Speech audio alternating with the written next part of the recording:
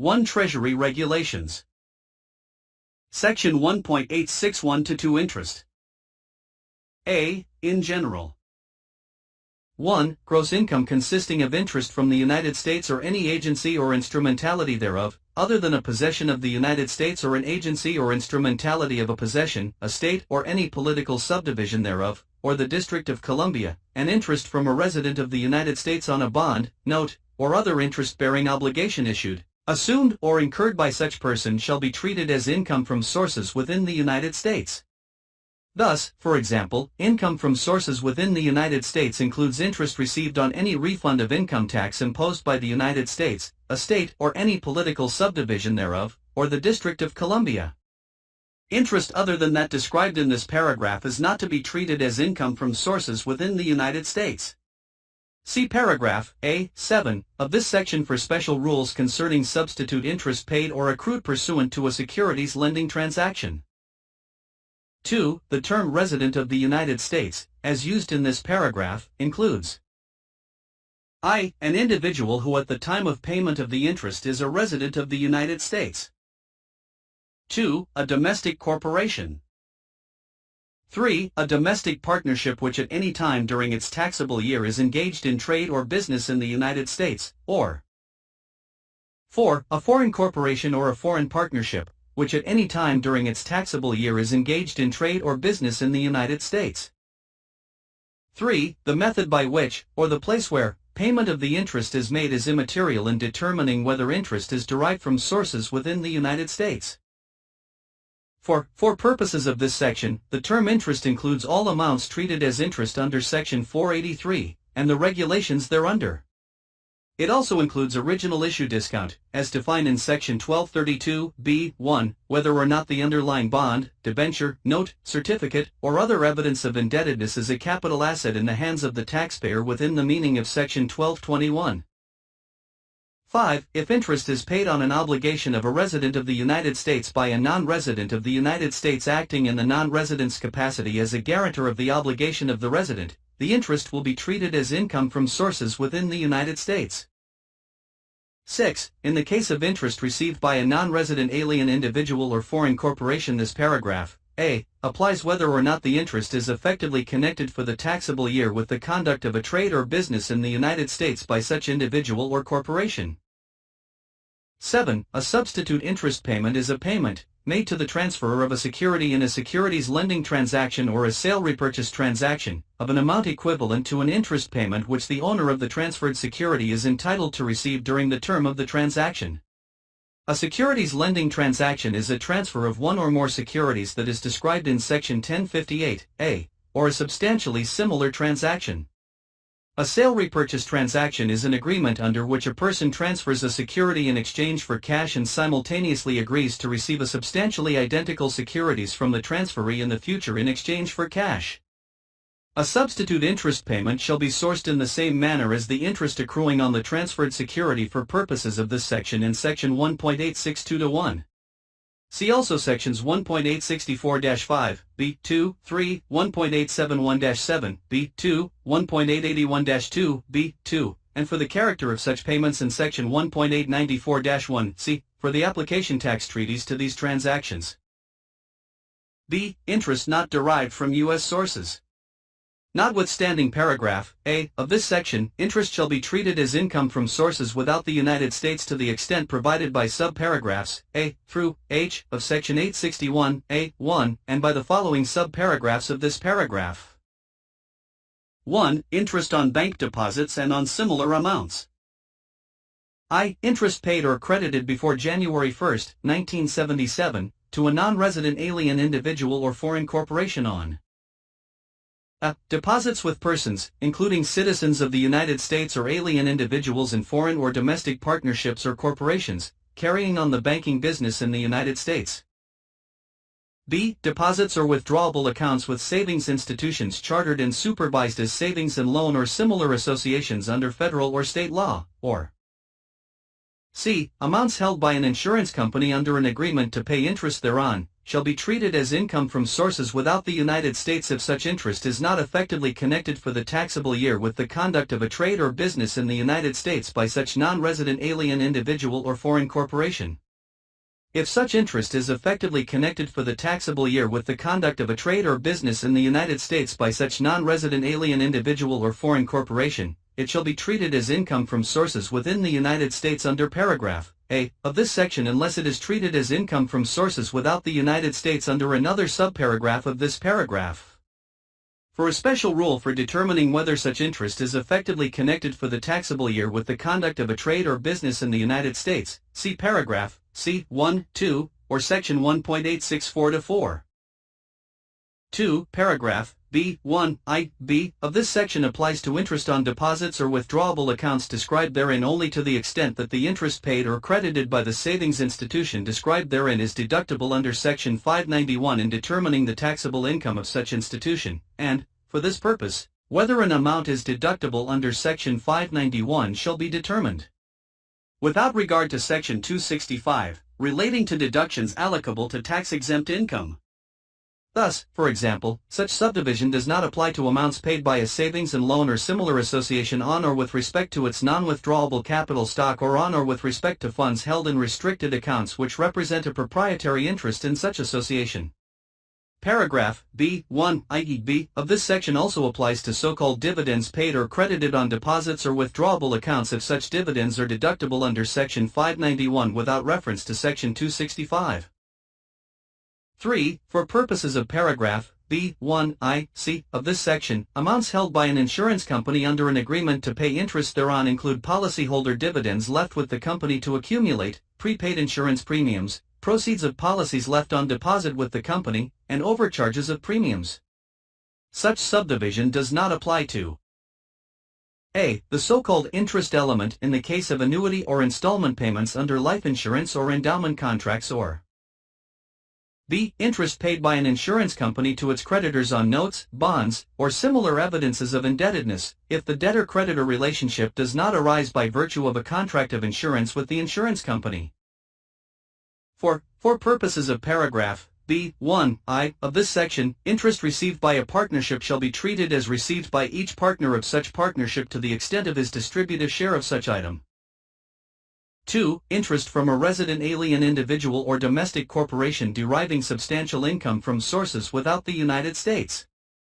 Interest received from a resident alien individual or a domestic corporation shall be treated as income from sources without the United States when it is shown to the satisfaction of the district director, or, if applicable, the director of international operations, that less than 20% of the gross income from all sources of such individual or corporation has been derived from sources within the United States, as determined under the provisions of sections 861 to 863, inclusive, and the regulations thereunder, for the 3-year period ending with the close of the taxable year of such individual or corporation preceding its taxable year in which such interest is paid or credited, or for such part of such period as may be applicable. If 20% or more of the gross income from all sources of such individual or corporation has been derived from sources within the United States, as so determined, for such 3-year period, or part thereof, the entire amount of the interest from such individual or corporation shall be treated as income from sources within the United States. 3. Interest from a foreign corporation not deriving major portion of its income from a U.S. business. I. Interest from a foreign corporation which, at any time during the taxable year, is engaged in trade or business in the United States shall be treated as income from sources without the United States when it is shown to the satisfaction of the district director, or, if applicable, the director of international operations, that less than 50% of the gross income from all sources of such foreign corporation for the 3-year period ending with the close of its taxable year preceding its taxable year in which such interest is paid or credited, or for such part of such period as the corporation has been in existence, was effectively connected with the conduct by such corporation of a trade or business in the United States, as determined under Section 864 C, and Section 1.864-3, or B. Such foreign corporation had gross income for such 3-year period, or part thereof, but none was effectively connected with the conduct of a trade or business in the United States. 2. If 50% or more of the gross income from all sources of such foreign corporation for such 3-year period, or part thereof, was effectively connected with the conduct by such corporation of a trade or business in the United States, see Section 861, A1d, and paragraph C1 of this section for determining the portion of interest from such corporation which is treated as income from sources within the United States. 3. For purposes of this paragraph, the gross income which is effectively connected with the conduct of a trade or business in the United States includes the gross income which, pursuant to Section 882d or e, and the regulations thereunder, is treated as income which is effectively connected with the conduct of a trade or business in the United States. 4. This paragraph does not apply to interest paid or credited after December 31, 1969, by a branch in the United States of a foreign corporation if, at the time of payment or crediting, such branch is engaged in the commercial banking business in the United States. Furthermore, such interest is treated under paragraph A of this section as income from sources within the United States unless it is treated as income from sources without the United States under paragraph B1 or 4 of this section. 4. Bankers' acceptances. Interest derived by a foreign central bank of issue from bankers' acceptances shall be treated as income from sources without the United States. For this purpose, a foreign central bank of issue is a bank which is by law or government sanctioned the principal authority, other than the government itself, issuing instruments intended to circulate as currency. Such a bank is generally the custodian of the banking reserves of the country under whose laws it is organized. 5. Foreign banking branch of a domestic corporation or partnership. Interest paid or credited on deposits with a branch outside the United States, as defined in Section 7701(a)(9) of a domestic corporation or of a domestic partnership shall be treated as income from sources without the United States, if, at the time of payment or crediting, such branch is engaged in the commercial banking business. For purposes of applying this paragraph, it is immaterial. I. Whether the domestic corporation or domestic partnership is carrying on a banking business in the United States. 2. Whether the recipient of the interest is a citizen or resident of the United States, a foreign corporation, or a foreign partnership. 3. Whether the interest is effectively connected with the conduct of a trade or business in the United States by the recipient, or 4. Whether the deposits with the branch located outside the United States are payable in the currency of a foreign country. Notwithstanding the provisions of Section 1.863-6, interest to which this paragraph applies shall be treated as income from sources within the foreign country, possession of the United States, or other territory in which the branch is located. 6. Section 4912(c), Debt Obligations. I. In general. Under Section 861(a)(1)(g), interest on a debt obligation shall not be treated as income from sources within the United States if a. The debt obligation was part of an issue of debt obligations with respect to which an election has been made under Section 4912(c), relating to the treatment of such debt obligations as debt obligations of a foreign obligor for purposes of the interest equalization tax. b. The debt obligation had a maturity not exceeding 15 years, within the meaning of paragraph B6(2) of this section, on the date it is originally issued or on the date it is treated under Section 4912(c)(2), as issued by reason of being assumed by a certain domestic corporation. c. The debt obligation, when originally issued, was purchased by one or more underwriters, within the meaning of paragraph B6(3) of this section, with a view to distribution through resale, within the meaning of paragraph B6(4) of this section, and d. The interest on the debt obligation is attributable to periods after the effective date of an election under Section 4912(c), to treat such debt obligations as debt obligations of a foreign obligor for purposes of the interest equalization tax. 2. Maturity not exceeding 15 years.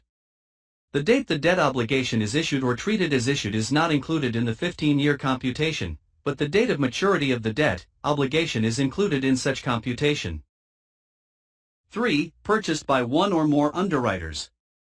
For purposes of this paragraph, the debt obligation when originally issued will not be treated as purchased by one or more underwriters unless the underwriter purchases the debt obligation for his own account and bears the risk of gain or loss on resale. Thus, for example, a debt obligation, when originally issued, will not be treated as purchased by one or more underwriters if the underwriter acts only in the capacity of an agent of the issuer. Neither will a debt obligation, when originally issued, be treated as purchased by one or more underwriters if the agreement between the underwriter and issuer is merely for a best efforts underwriting, for the purchase by the underwriter of all or a portion of the debt obligations remaining unsold at the expiration of a fixed period of time, or for any other arrangement under the terms of which the debt obligations are not purchased by the underwriter with a view to distribution through resale. The fact that an underwriter is related to the issuer will not prevent the underwriter from meeting the requirements of this paragraph. In determining whether a related underwriter meets the requirements of this paragraph, consideration shall be given to whether the purchase by the underwriter of the debt obligation from the issuer for resale was effected by a transaction subject to conditions similar to those which would have been imposed between independent persons. 4. With a view to distribution through resale.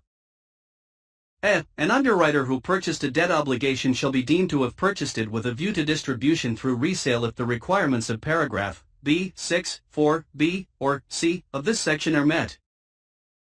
B. The requirements of this paragraph, B, is that 1. The debt obligation is registered, approved, or listed for trading on one or more foreign securities exchanges or foreign established securities markets within 4 months after the date on which the underwriter purchases the debt obligation, or by the date of the first interest payment on the debt obligation, whichever is later, or 2. The debt obligation, or any substantial portion of the issue of which the debt obligation is a part, is actually traded on one or more foreign securities markets on or within 15 calendar days after the date on which the underwriter purchases the debt obligation.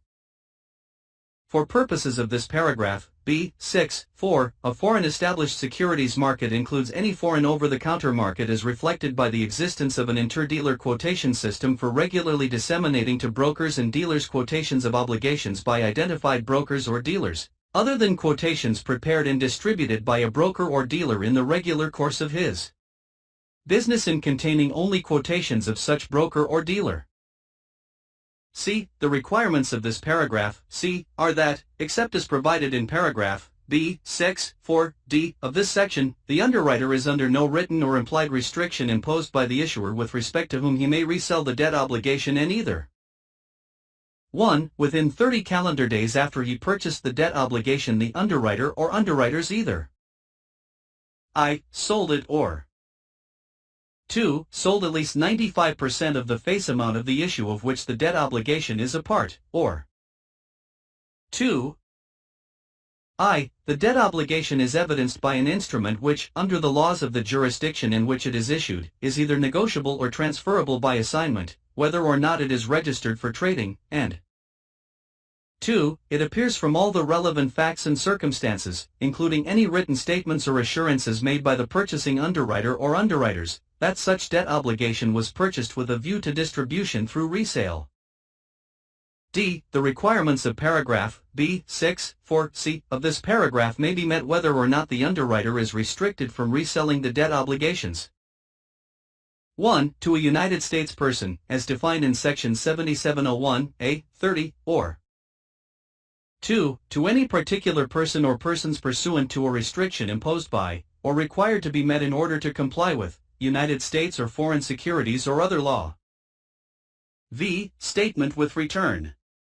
Any taxpayer who is required to file a tax return and who excludes from gross income interest of the type specified in this subparagraph must comply with the requirements of paragraph D of this section. 6. Effective termination of IET. If the interest equalization tax expires, the provisions of Section 861, A, 1G, and this subparagraph shall apply to interest paid on debt obligations only with respect to which a Section 4912C election was made. 7. Definition of term underwriter. For purposes of Section 861, A, 1G, and this paragraph, the term underwriter shall mean any underwriter as defined in Section 4919, C1. C. Special rules. 1. Proration of interest from a foreign corporation deriving major portion of its income from a U.S. business.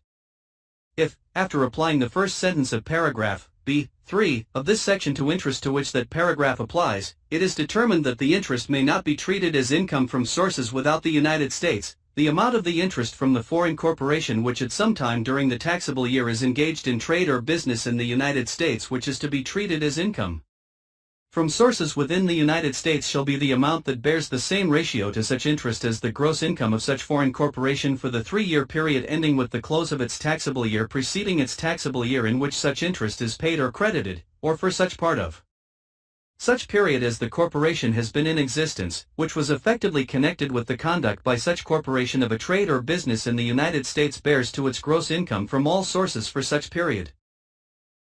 2. Payors having no gross income for period preceding taxable year of payment. If the resident alien individual, domestic corporation, or foreign corporation, as the case may be, paying interest has no gross income from any source for the 3-year period, or part thereof, specified in paragraph B. 2, or 3, of this section, or paragraph C. 1, of this section, the 20% test or the 50% test, or the apportionment formula, as the case may be, described in such paragraph shall be applied solely with respect to the taxable year of the payer in which the interest is paid or credited. This paragraph applies whether the lack of gross income for the 3-year period, or part thereof, stems from the business inactivity of the payer, from the fact that the payer is a corporation which is newly created or organized, or from any other cause. 3. Transitional rule.